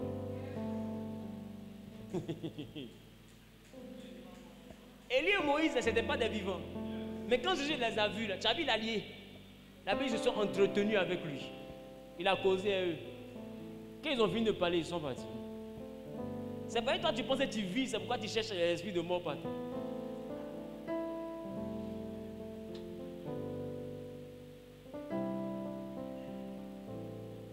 Si tu cherches les esprits de mort, alors pourquoi est-ce que des fois des gens voient Abraham dans leurs rêves? Pourquoi d'autres arrivent à voir Jean? Vous ne savez pas qu'on arrive à les voir?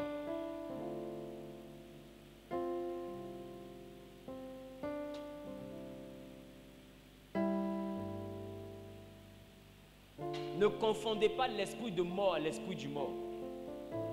L'esprit de mort est un démon. Mais l'esprit du mort est un défunt. Quelqu'un qui a été séparé de Néphesh et qui vit que par l'esprit. Pour activer ta dimension surnaturelle, il faut que tu acceptes les réalités surnaturelles. Le surnaturel n'est pas dans le monde naturel. Dans le monde naturel, il y a des choses qu'on peut comprendre. Dans le monde surnaturel, il y a des choses aussi qu'on peut comprendre. Des choses surnaturelles, un homme naturel ne peut pas comprendre. Ne peut pas. Ce que la Bible nous interdit de faire, c'est de consulter les morts.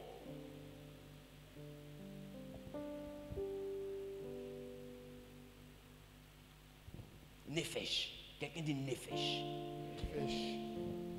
Quelqu'un dit Néphesh.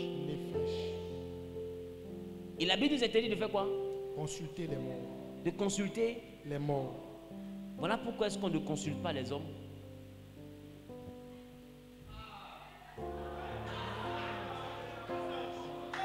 C'est pourquoi on consulte Dieu. Parce que Dieu est le seul vivant. Tous les hommes, là, la Bible les compte parmi. On ne consulte pas les morts. Votre problème, c'est que quand on dit les morts, vous comptez ceux qui sont au cimetière. Vous ne comptez pas ceux qui sont dans la ville.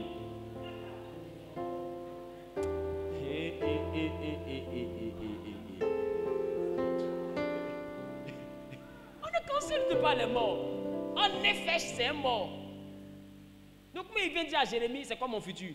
Pour que Jérémie soit capable de me dire mon futur, il faut que l'Esprit de Dieu qui vit l'habite. Donc, ce n'est pas lui que je consulte. C'est Dieu en lui que je consulte.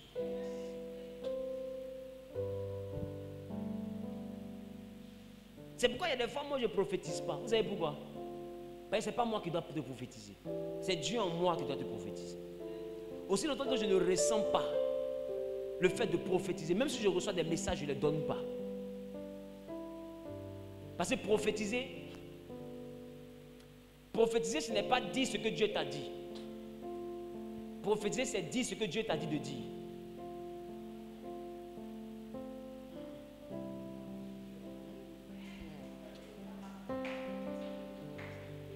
Où je suis arrêté, s'il y a des choses que Dieu m'a dit. Mais aussi longtemps qu'il ne m'a pas dit de dire, je ne prophétise pas. S'il ne me dit pas de dire, que je commence à dire, voyez ce que je vois, tu vas appeler ça une prophétie, mais Dieu va appeler ça une indiscrétion. raison pour laquelle Abraham était prophète. Dieu lui a annoncé la destinée de Sodome et Gomorrhe, mais Abraham n'a pas dit à Lot. Parce qu'il y a des choses que Dieu te dit pour toi-même. Et il y a des choses qu'il te dit pour dire. Oh, aujourd'hui, les gens rentrent dans une concurrence prophétique qui fait que tout ce que Dieu leur dit, ils disent. Et c'est ça qui gâte les foyers. Et ça qui gâte les maisons. Et ça qui détruit les familles. Parce que quand Dieu t'envoie dans sa confidence, c'est pour que tu sois digne de sa confidentialité. C'est pour que Dieu te fait confiance qu'il ouvre la vie des gens pour que tu puisses voir. Mais le don de prophétie sans la sagesse est une mauvaise arme. Et c'est pourquoi vous avez remarqué qu'il y a des choses que j'évite de faire de plus en plus. Parce que j'ai pris de l'âge. Si tu veux prophétiser, prophétise en disant ce que Dieu t'a dit de dire. Ne prophétise pas en disant ce que Dieu t'a dit. Il t'a dit qu'elle trompe son mari, mais est-ce qu'il t'a dit de dire qu'elle trompe son mari?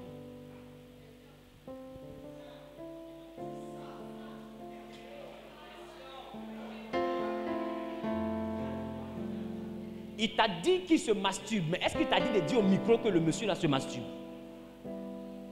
Oui, Dieu me dit, je suis d'accord que c'est Dieu qui t'a dit, mais est-ce que Dieu t'a dit de dire? Parce que Dieu me dit, et puis Dieu me dit de dire.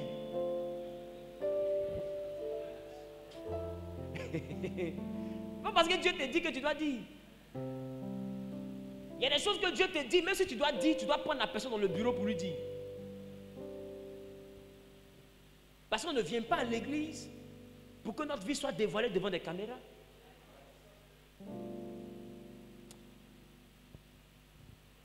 Il faut de l'ordre dans le dieumadisme. C'est pourquoi je dis à quelqu'un, si tu as le don de révélation, il faut mûrir. Des fois, c'est l'orgueil qui fait que les gens veulent montrer qu'ils ont tout le défaut des gens dans leur tête. Ils connaissent tout. C'est de l'orgueil. Sinon, un homme de Dieu qui n'est pas complexé n'a rien à prouver. Rien. Les gens ne te suivent pas parce que tu vois. Les gens te suivent parce que tu es oint. Et quand tu es oint, tu peux ne rien voir, mais on sent qu'il y a quelque chose qui fait qu'on doit te suivre. Ça se ressent. Dunamis. On sent qu'il y a une puissance en toi. On dit, lui, il n'est pas normal. Il y a quelque chose de surnaturel autour de lui. Tu n'as pas besoin de dire, ma maman a trompé mon papa pour qu'il puisse venir au monde. Mais tu salis la dignité de ma mère. Est-ce que mes collègues regardent? Et si mes amis regardent?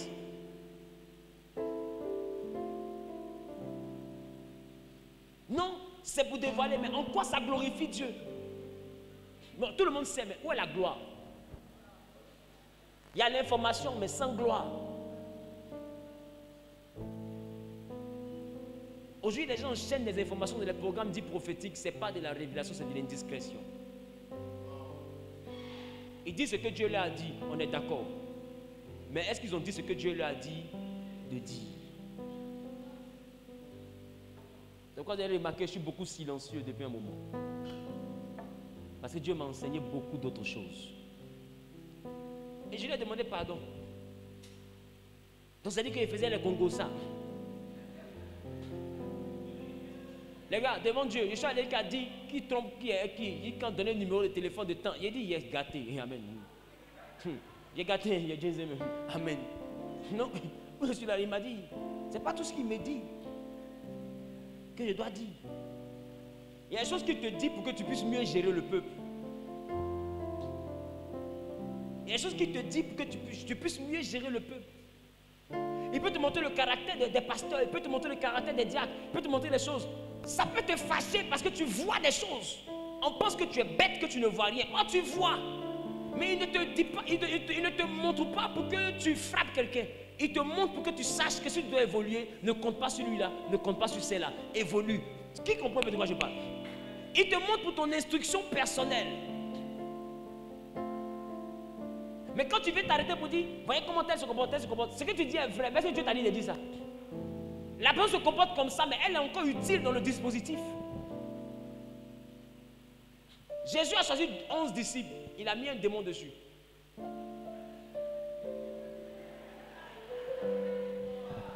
Mais bizarrement, Les 11 qui n'étaient pas démons là, ils n'ont servi à rien.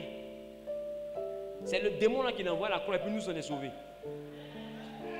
Donc il y a des gens qui sont nus à côté de toi là. Ceux qui vont t'aider à aller dans ta réelle destinée de gloire. Leur méchanceté est faite pour t'envoyer à ta gloire. Donc aussi longtemps que tu ne comprends pas ça, tu vas te dire que la délivrance, c'est de chasser tout ce qui est mauvais. Le bon et le mauvais, quand tu es surnaturel, tu dois savoir jongler avec. Parce qu'il y a des mauvaises choses qui conduisent dans de bonnes choses. Le monde surnaturel est comme ça. Judas est traître. C'est sa traîtrise qui nous a sauvés, nous tous. Un homme surnaturel peut garder son ennemi pendant que tout le monde sait que c'est son ennemi, mais lui fait comme il ne sait pas. Ou bien des fois il sait, mais il le garde. Parce qu'il a eu le temps de discerner un plan divin. Qui comprend de quoi je parle. Alors Jésus a protégé son ennemi.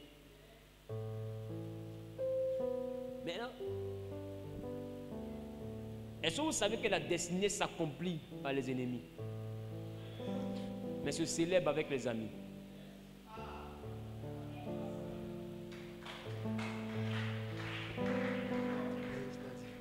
La destinée s'accomplit par les ennemis, mais se célèbre avec les amis. Un homme qui n'a pas d'ennemi n'a pas de gloire. Si ta vie n'a pas de combat, ta vie n'a pas de promesse. Alors arrête de fuir le combat. Réalise ta promesse. Réalise ta promesse. Quand tu vois que les épreuves viennent de partout, ne regarde pas les épreuves. Regarde ce que Dieu veut faire. Il y a quelque chose, il t'envoie quelque part. Et puis il te faut être surnaturel pour comprendre ça. Je parle à quelqu'un. Je parle à quelqu'un. Que Dieu vous bénisse.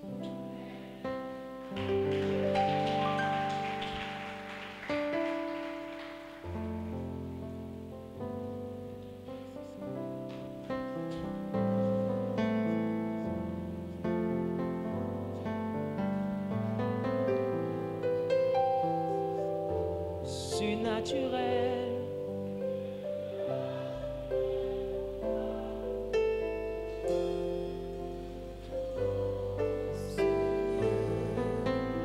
Surnaturel et naturel pour toi. Surnaturel et naturel pour toi, mon Dieu. Nous voulons ce Dieu.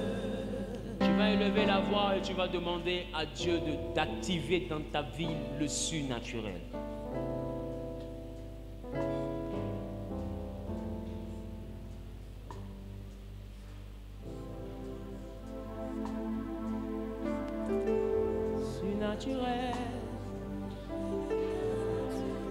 Élève l'oreille, parle à Dieu, parle à Dieu, parle à Dieu. Surnaturel et naturel pour toi. Surnaturel et naturel pour toi, mon Dieu.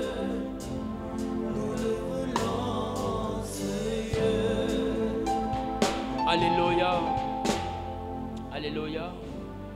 Tu vas élever là, tu vas dire à Dieu qu'il te donne d'avoir accès à cet univers qui est supérieur au monde terrestre. À cette terre qui est informe et vide. La terre qui n'avait aucune forme, qu'il active la version de toi qui peut y vivre. Élève et commence à parler à Dieu. Surnaturel, elle est naturelle pour toi, Yahweh. Nous le voulons, ce Dieu.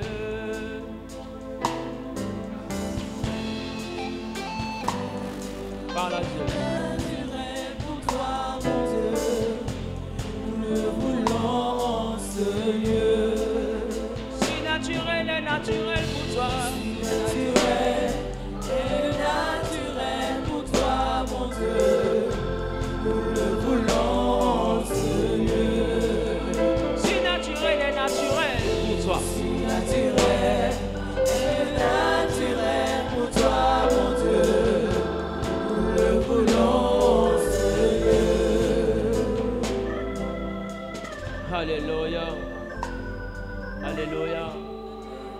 savez, je vous ai dit que ta dimension esprit vit dans Nefesh. Qui se rappelle de ça? Quand ta dimension esprit perd le combat, et que cette dimension a été vaincue dans le monde spirituel, quand ton corps meurt, on jette le corps. Est-ce que vous me comprenez un peu? Mais en réalité, les défaites là-bas peuvent envoyer ton corps à être jeté avant le temps. Qui me comprend? Et c'est ça qu'on appelle la mort prématurée.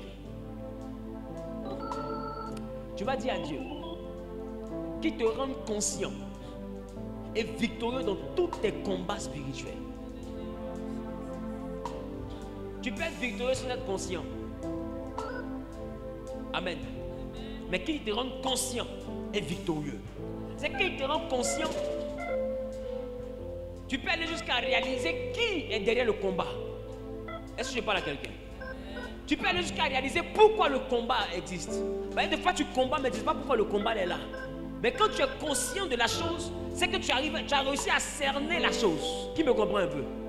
Dis avec moi, Saint-Esprit, chef des esprits, dans le nom de Jésus, rends-moi conscient et victorieux dans tous mes combats surnaturels, dans tous les combats spirituels, dans le nom de Jésus, dans le nom de Jésus. Élève, on commence à parler à Dieu, parle à Dieu, parle à Dieu, parle à Dieu. Naturel pour toi,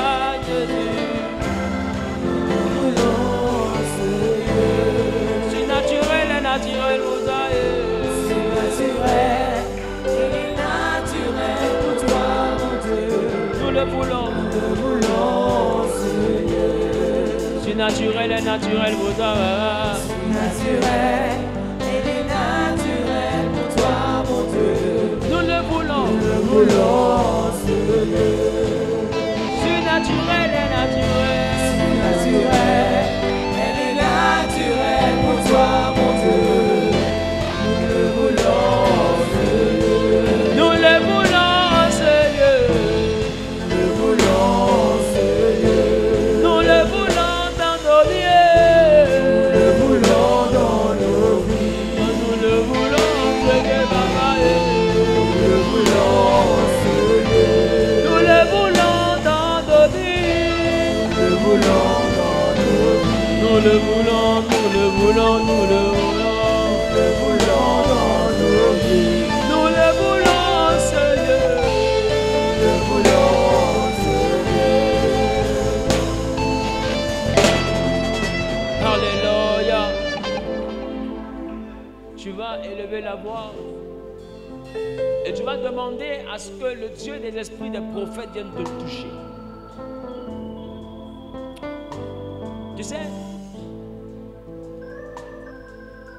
le monde spirituel, nous avons accès à ce monde, mais par le parrainage de certains esprits. D'autres arrivent à avoir des expériences surnaturelles et la capacité surnaturelle par des esprits des eaux. D'autres par des esprits qui viennent des forêts. D'autres par des esprits qui comprennent peu, qui viennent de certaines alliances, certains hôtels maléfiques. Mais nous, en tant que chrétiens, nous avons accès au surnaturel par le parrainage du chef des esprits. Et c'est lui qu'on appelle le Saint-Esprit. Tu ne peux pas avoir une expérience surnaturelle et dire qu'elle vient de Dieu si celui qui te parraine spirituellement n'est pas le Saint-Esprit. Si le Saint-Esprit n'est pas le Béréchi, le commencement de ton expérience surnaturelle. C'est pourquoi demain le jeûne sera afin que le Saint-Esprit vienne être à l'origine, au commencement de ton expérience surnaturelle. Parce que je t'assure que dès demain, on va monter. Dans le jeûne de demain, c'est pour que ce soit le Saint-Esprit qui soit le socle. Je veux qu'on commence le sujet maintenant et qu'on le poursuive demain. Demain, tu vas dire, Saint-Esprit, dis avec moi, Saint-Esprit. Dans cette expérience surnaturelle, soit le Béréchi, soit le commencement. Soit le commencement. Que toute manifestation commence par toi. Que toute manifestation commence par moi. Que toute manifestation vienne de toi. Que toute toute manifestation vienne de toi. Est-ce que tu peux prendre une position d'humilité pour supplier le Saint-Esprit? Que toute manifestation vienne de toi. Que toute manifestation vienne de toi. Toi que j'appelle le chef des esprits. Toi que j'appelle le chef des esprits. Viens me oindre d'une huile nouvelle. Viens me oindre d'une huile nouvelle. Viens me prendre par la main. Viens me prendre par la main. Fais-moi quitter l'ignorance.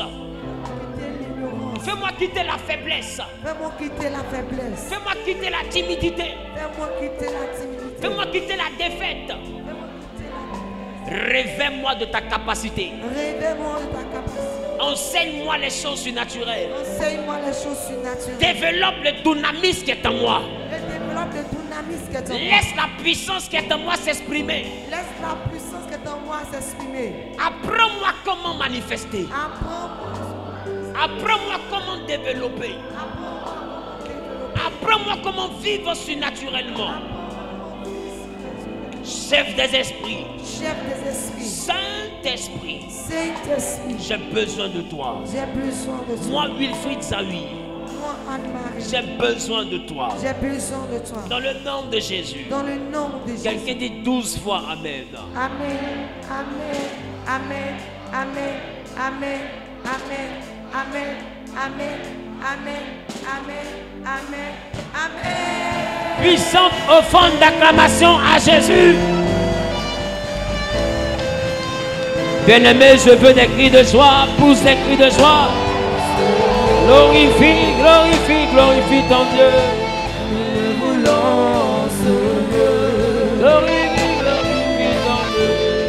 Nous voulons ce Dieu. Alléluia. Dis avec moi, voisin, ne rate pas le jeûne de demain. Voici, ne rate pas le jeûne de demain. Je suis venu introduire aujourd'hui, mais je vous assure que là où nous allons, il te faut le Saint-Esprit. Je parle. C'est pourquoi à partir de demain, jusqu'à la fin des 40 jours, que recevoir le Saint-Esprit dans toute sa plénitude soit parmi tes sujets de manière infaillible. C'est que chaque fois que tu pries, il faut que tu sois capable de dire Saint-Esprit, je veux que tu remplisses ma vie de ta plénitude. Est-ce que je parle à quelqu'un? Ça doit être ton sujet permanent à partir de maintenant. La nature a horreur du vide. Quand le Saint-Esprit n'est pas là, un autre esprit prend sa place. Et c'est ce que Jésus a donné dans la parabole de la délivrance. Il dit que quand le démon est parti, il est revenu plus tard, il a trouvé la maison était bien rangée. Mais il n'y avait personne qui l'habitait. Alors il allait chercher 7 démons pires, supérieurs à lui, sont venus habiter la personne et sa situation est devenue pire que la précédente. Quand tu veux vivre le surnaturel, il te faut vivre avec un esprit. L'esprit que moi je te conseille, c'est le Saint-Esprit. C'est pourquoi tu dois toujours le désirer. Tu dois toujours demander sa présence. Avoir le Saint-Esprit, ce n'est pas une grande chose. La Bible dit Dieu donne l'esprit à ceux qui le lui demandent. Amen. Quand tu es en train de prier, et des fois tu dis Saint-Esprit viens. Mais si tu lui dis Saint-Esprit remplis-moi, c'est différent de l'appeler pendant ton temps de prière. Pendant ton temps de prière, tu peux l'appeler pour qu'il vienne être témoin de ta prière. Mais demander à ce qu'il te remplisse, c'est différent de demander à ce qu'il soit témoin de ta prière. Tu as besoin qu'il te remplisse. Dis à ton voisin, tu as besoin qu'il te remplisse. Demain, nous allons monter. Qui est d'accord avec ça? Demain, nous allons... C'est bon? C'est bon? Quelqu'un a bien mangé ce soir? Est-ce que quelqu'un a bien mangé?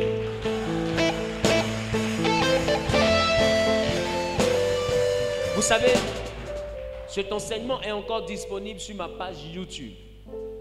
Ce que je vous demande de faire, c'est un conseil. Demain, même ce soir avant de dormir, réécoute. Demain, pour pouvoir prier, réécoute. Tu vois qu'en dehors du Saint-Esprit, Dieu même va t'orienter sur certains points de prière à l'intérieur qui vont t'aider à agrémenter ton jeûne de demain. Amen. Mais je veux que tu réécoutes pour compléter.